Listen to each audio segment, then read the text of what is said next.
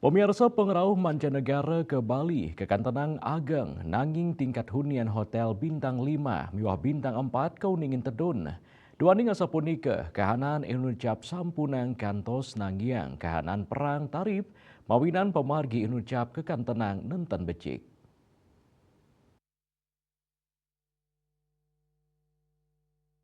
Pengeroh wisatawan mancanegara ke Bali sawetara 16 tali kantos 17 tali diri raine untuk petang dasa 3 penerbangan.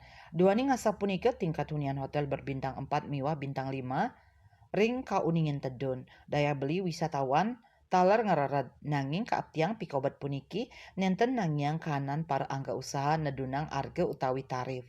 Sani patut kabecikang inggih punika kualitas produk, layanan majeng tamu, marketing mix saha ngicenin pelatihan-pelatihan majeng SDM pariwisata.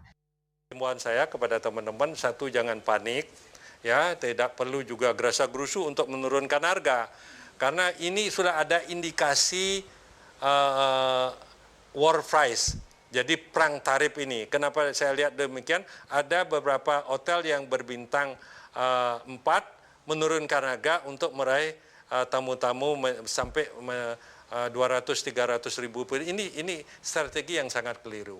Kita di dalam kita harus improve atau kita harus perbaiki produk quality kita, kedua service kita, kemudian kita harus melakukan marketing mix ya dalam hal ini, itu yang harus kita lakukan, dan pelatihan-pelatihan untuk kemajuan SDM kita yang harus ini kan untuk kedepannya. Jangan sampai terjadi war price, karena kalau terjadi war price yang akan rugi itu adalah ketiga pihak.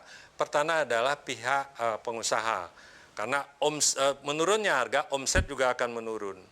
Nah, kedua adalah karyawan, karena omsetnya menurun, service charge akan menurun. Nah, yang ketiga ini juga akan terjadi adalah pemerintah. Jadi karena omset daripada pengusaha menurun, bayar pajaknya pun akan menurun. Saputra Bali TV.